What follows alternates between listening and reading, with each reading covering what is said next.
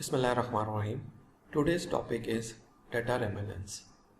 In this video, we will learn what is data remnants, and also we will learn what is non-volatile and volatile memories. Let's start with this. First of all, data remnants is the data that remains in the hard drive or data left over after normal removal and deletion of data. Data remnants क्या होता है जी? Data remnants वो होता है कि आप अगर hard drive पे, मेमोरी स्टिक पे या कहीं पे भी आप जो डाटा रिमूव करते हैं, ठीक है, और उसके बाद भी डाटा जो रह जाता है, ठीक है, नॉर्मली होता भी है अगर आप मेमोरी से डाटा रिमूव करते हैं, हार्ड ड्राइव से डाटा रिमूव करते हैं और बेसिकली आप डाटा रिमूव नहीं होता, वो सिंपल डिलीशन ऑफ प्रोसेस होता है जिसमें कैटलॉग रेफरेंस जो है ना वो रिमूव करता है, ठीक है, रेफरेंस लिंक रिमूव करता है, डाटा रिमूव नहीं करता। डाटा तब तक नहीं रिमूव करता जब तक उसको ओवरराइट ना कर लिया जाए, ठीक है। Simple deletion process does not remove the files but only remove the catalogue references. Anyone can typically retrieve the data using widely available tools. कोई भी उसको रिट्रीव कर सकता है जो टूल्स अवेलेबल हैं, ठीक है, इंटरनेट के ऊपर पड़े हुए हैं, आप डाउनलोड करके किसी ने हार्ड ड्राइव को सिर्फ रिमूव किया है और आपको दे दिया, ठीक है, डाटा, आप उसको डाटा को रिकवर कर सकते हैं, ठीक है। अच्छा, देयर आर डिफरेंट टाइप्स, हम इसको कैसे कंप्लीटली रिमूव कर सकते हैं, ठीक है। पहला है क्लियरिंग।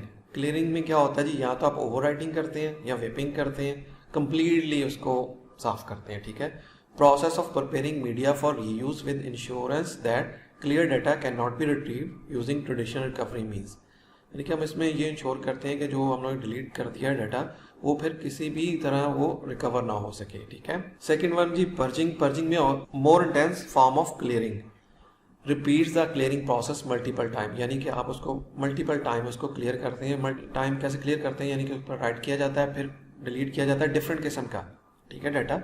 और नॉर्मली टेक्निक यूज होती है 0-1 की बिट्स के साथ, आप सबके ऊपर 0 बिट्स राइट करवा दें सबके ऊपर, ठीक है, और यहाँ आप सारी की सारी 1 बाइट्स राइट करवा दें। Provide insurance that data can not be recover using any known means, यानी कि इसमें भी यही है कि ये इस तरह की इंश्योरेंस हम करते हैं कि जी जो डाटा है वो रिकवर ना हो सके। फिर थर्ड जो है टर्म है sanitization. In the process of deliberately, permanently and irreversibly removing or destroying the data stored on a memory devices to make it uncoverable। अच्छा, इसमें क्या होता है, इसमें भी वही है कि आप उसको परमानेंटली रिमूव करना है।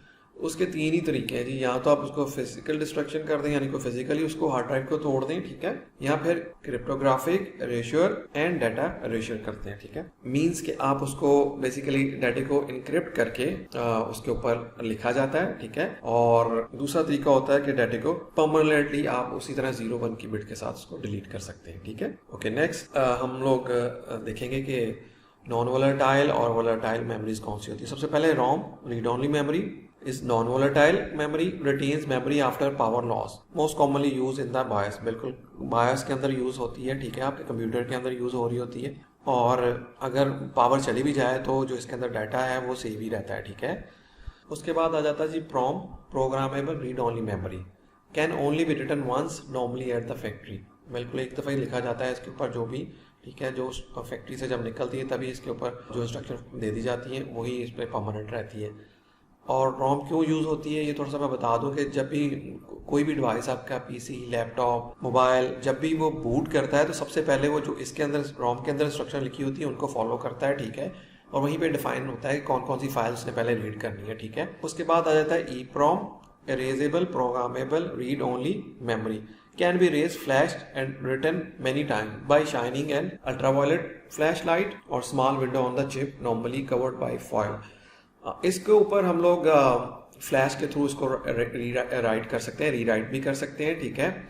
और कैसे करते हैं right, basically ultra violet light के जरिए ही इसके ऊपर राइट किया जाता है, ठीक है, और उसको मेनी टाइम कर सकते हैं आप, ठीक है। उसके बाद आ जाती है EEPROM, ठीक है, electrically erasable programmable read only memory. These are electrically erasable. You can use a flashing program. This is still called read only। इसको कहते हैं read only है, बट इसको इलेक्ट्रिकली इसको रेस प्रोग्रामर किया जा सकता है, ठीक है। इसके अंदर क्या जी, एक चीज और है कि the ability to write the bias make it vulnerable to attackers.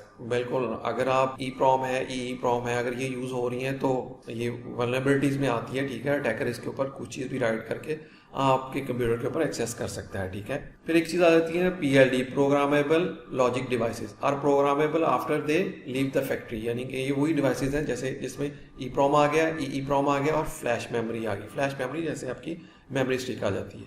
अच्छा, इसमें नॉट PROM नहीं आती, ठीक है। ये सारा कैटेगराइज किया गया है सारी की सारी चीज़ें। फिर आपके आ जाते हैं रैम। रैम क्या जी, रैंडम एक्सेस मेमोरी। इसमें क्या होता है जी, सबसे पहले हम देख लेते हैं कि कैशे मेमोरी क्या होती है। कैशे क्या होती है, दो तरह की कैशे होती है, एक L1 कैशे होती है, L2 कैशे होती है। L1 कैशे जो होती है वो CPU के ऊपर ही होती है, ठीक है, और फास्टेस्ट होती है। L2 कैशे जो होती है वो कनेक्टेड होती है CPU से, बट उसके ऊपर नहीं होती, यानी आउटसाइड द CPU होती है, ठीक है। फिर रैम आ जाती है, रैंडम एक्सेस मेमोरी। इसमें क्या है जी, is a volatile memory, it loss the memory content after a power loss. अब within a few minutes this can be a memory sticks और एम्बेडेड मेमोरी। बिल्कुल रैम के ऊपर यही है कि अगर पावर लॉस हो गई है तो इसमें से डाटा रिमूव हो जाता है, ठीक है। और उसके बाद आ गया जी SRAM, static RAM, fast and expensive. अच्छा, ये थोड़ी सी फास्ट और एक्सपेंसिव होती है। Use latches to store bits. Latches basically motherboard chip होती है, उसके ऊपर लगी होती है जो कि बिट्स को स्टोर करती है एज ए फ्लिप फ्लॉप्स, ठीक है। Does not need refreshing to keep data, keeps data until power is lost. This can be embedded on the CPU. बिल्कुल इसके अंदर क्या होता है, थोड़ा सा फर्क बताता हूँ। जो रैम होता है, रैम के अंदर आपको बार बार डाटे को रिफ्रेश करना पड़ता है, रिफ्रेश रखना पड़ता है, ठीक है। पावर को रिफ्रेश करना पड़ता है, जिससे उससे क्या होता है कि उसके अंदर डाटा रहता है, ठीक है। और SRAM के अंदर क्या होता है, इसके अंदर जरूरत नहीं है आपको करने की, ठीक है, रिफ्रेशिंग करने की। रिफ्रेशिंग क्यों की जाती है कि सर्टेन टाइम के बाद एक्चुअली इसके अंदर जो इलेक्ट्रॉन्स होते हैं वो अपनी पावर लॉस कर देते हैं। जब लॉस कर देंगे तो फिर मेमोरी भी लॉस हो जाएगी, और जैसे लॉस करने लगते हैं तो फिर उसको चार्ज किया जाता है, इसलिए इसको बार बार रिफ्रेश किया जाता है, ठीक है। उसके बाद आ जाता है DRAM, dynamic RAM, slower and cheaper, use small capacitors, must be refresh to keep data integrity, ठीक है। And this can be embedded on graphic cards. Normally graphic cards के एम्बेडेड होती है, ठीक है। फिर SDRAM में क्या होता है जी, व्हाट वी नॉर्मली पुट, यानी कि नॉर्मली जो हम लोग अपने मदरबोर्ड के अंदर और अपने कंप्यूटर के अंदर जो पुट करते हैं, मेमोरी स्टिक्स जो होती हैं उसको हम लोग SDRAM कहते हैं। और ये भी इसके अंदर फर्दर डिटेल में DDR है, डबल डाटा रेट में अंदर का DDR 1, 2, 3, 4 आ जाता है SDRAM के अंदर, ठीक है। ओके, नेक्स्ट क्या है जी, firmware and SSD solid state drives. अच्छा, फर्मवेयर क्या है जी, this is the BIOS on a computer, router और switch, the low level operating system and configuration.